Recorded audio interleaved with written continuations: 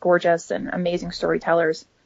And I was accepted into several well-known writers conferences, like Breadloaf Writers Conference and Squaw Valley Writers Conference and Yale. And again, got to work with amazing instructors and also fellow students. And I hit a point where more and more of my fellow students were coming to me and saying, if you are ever teaching a workshop, I want to attend it. Because like the feedback you gave me was the most valuable of the ones that I received.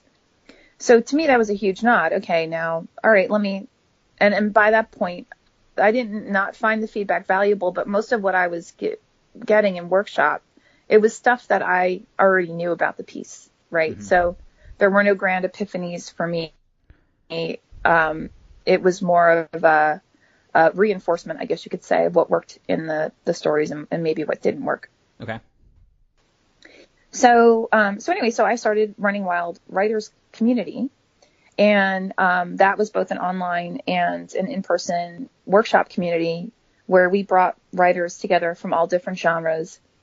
And basically, I invited other writers that I knew to come and teach something that they were specialists in. So, for instance, someone we're publishing now, his name's Jack Hillman. He writes sci-fi, fantasy, and horror. Well, for those genres, world building is critical, effective world building. And so I asked him to come and teach a class on world building, and it was phenomenal, right? So it was kind of finding those key, more craft-related elements and being known or semi-known authors to come in and teach. And I also taught classes as well. Okay. So then I had the opportunity to move. At that point, I was on the East Coast. My husband and I had the opportunity to move out to Los Angeles.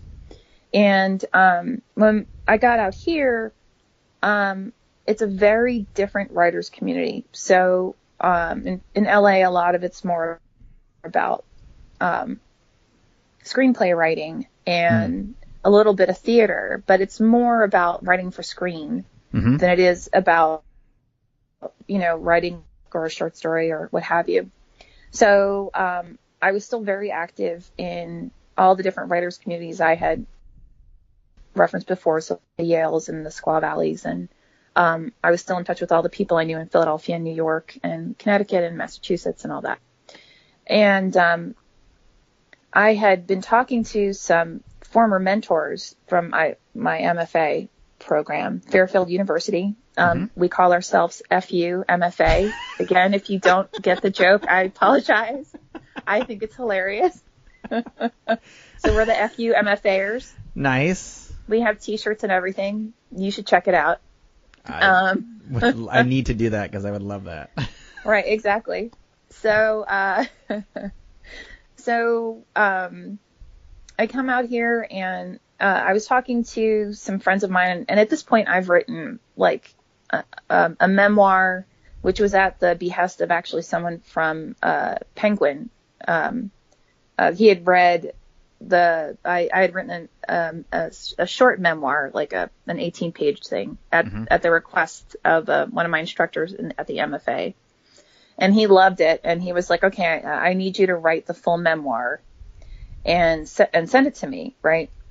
And so I did. And he came back and was like, he took like a year and a half to get back to me. And he was like, oh, we don't publish things like this anymore. I was like, for realsies? You asked for me to send this to you, dude. Like, okay, fine, whatever. So anyway, so I'd written a memoir and I had written like 4 books, right? Novel length pieces and tons of short stories, blah, blah, blah. And I've been published in all these different journals and all that happiness. Anyway. And there were a couple pieces that I kept sending out. I'd wait a year or two and I'd send it out again to different agents. And either I wouldn't get feedback or I would get feedback. And the feedback was, I love this. It's great. I don't know where to put it. Right. Like, I don't know where to sell it. And I thought, wow, that's really interesting. So, some of my, MFA instructors, I'm still friends with, and they had read the same pieces and they were really honest and said, Lisa, you could have published this, ages ago. That's not the question. It's not the quality. It's not the story. The question is, where would it fit on a bookshelf? Right. Mm-hmm. And I was like, well, that's really fascinating. And the more I was asking around, the more I discovered this wasn't like a conspiracy theory against Lisa, right? This was actually very common in the publishing industry.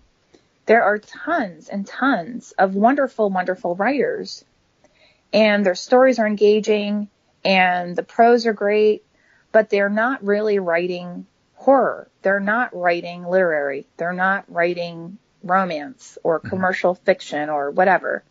What they're writing is somewhere in between the lines, right? Mm-hmm.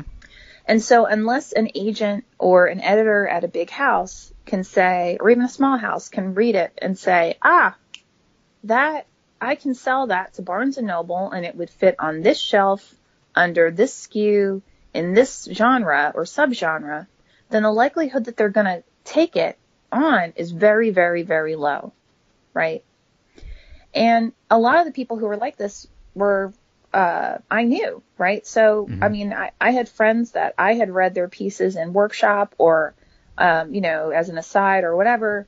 And I'd follow up with them like, hey, like I was convinced this is going to be not just the bestseller, like this is going to be a classic, right? Mm-hmm. Yeah. And I'd find out they had the same experience, right? They couldn't sell it for crap. They'd send it all around and they would get similar feedback. I love it. I don't know where to put it, right? So the press actually started as sort of a start from that. Okay. I bitched online on Facebook because I had just read a friend of mine's, his story was actually a blend of like satire and meets mystery, meets like humor, commercial fiction, right?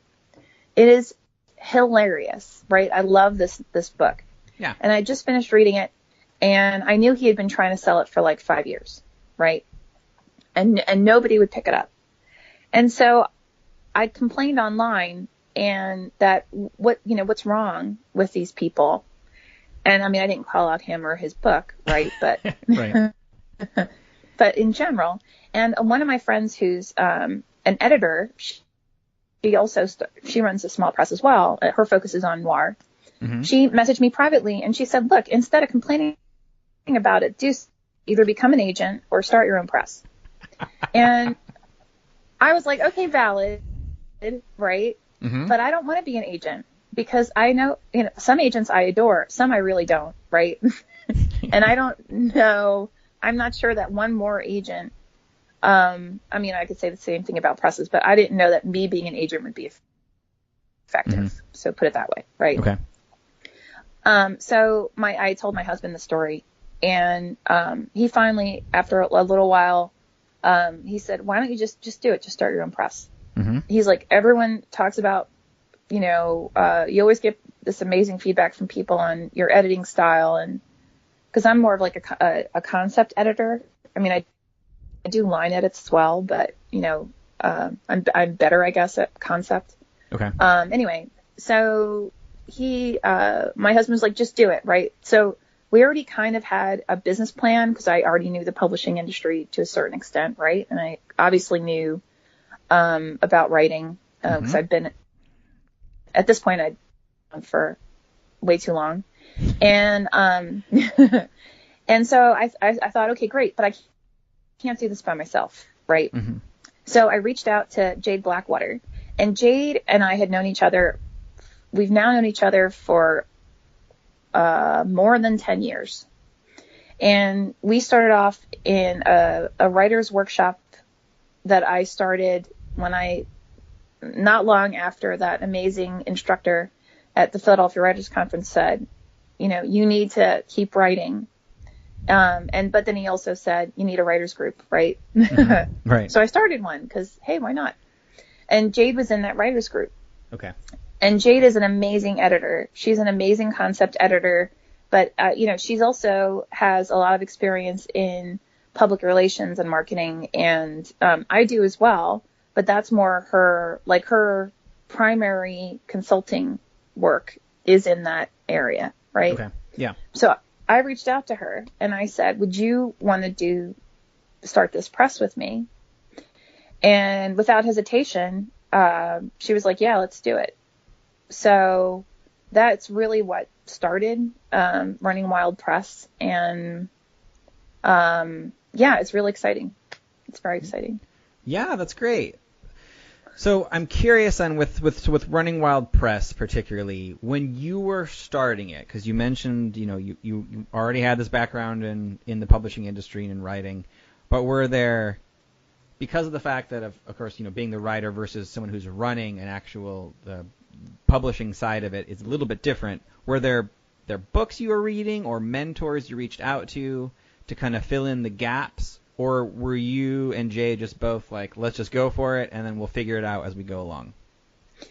I'm big into talking to people. So I already knew a lot of people who had started their own presses. A lot of them actually come to the writers' conferences that I'd mentioned. And I'd had several discussions with them, from different publishing houses. And actually, like New Rivers Press did a reading at my house as part of Association of Writers and Writing Programs. So like I knew the founders of that press. I've met several people who run small presses, and I asked them, like, what got you started? Why did you do it? How are you doing it? What's your business model? So forth and so on. And and this was even before talking to Jade, right? Sure. And the vast majority came back and said, I started it, well, believe it or not, a lot of the ones that have been around for a long time that are more like poet-based, or poem-based, they started because there weren't at the time that many presses that would publish poems, right? So them and their friends got together and said, let's start a press focused on poetry. And I was like, okay, well, I get that, And so I did the research, and I knew that, like, again, this is going to be, so it reinforces my father's whole concept of don't get a useless degree, I guess. Right. So they all said, look, they basically barely made enough, even maybe today, to pay the bills. Right. And the reality was that the first 5 years, and anybody you talk to who started their own business, this is thematic. Mm-hmm. Typically, the first 2 to 5 years, you're lucky if you're making enough to break even, right? And that's whether you have a business model. I mean, you can have investors, but again, if it's a small, especially a small press, you're looking at, you're pantsing it, financially for a bit, right? Mm-hmm. And so that I was like, okay, I'm okay with that, because I knew my husband, and I let my husband know that. And so, he was fine with that. And I let Jade know that, like, this is the concept and so forth and so on. So she was fine with that. And we actually explored different business models around Running Wild Press, like maybe having a part of it be classes, right? Because I've already run workshops. Mm-hmm. Maybe we have our instructors come in and use that same concept, right? They can teach online classes, and then that way they're getting additional income, and it's augmenting our operational costs, or it's helping fund us. But it kept coming down to, like, okay, the reality of running a press. And the reality of running a press is it's not just a passion, right? Because it can't just be a passion. It has to be your passion. You have to have a business mindset about it. And with that business mindset means there's going to be a lot of work, right? Yeah. So you kind of get our approach has been, you get one arm together, right? In other words, so we start off with anthologies, novella and short stories. Okay.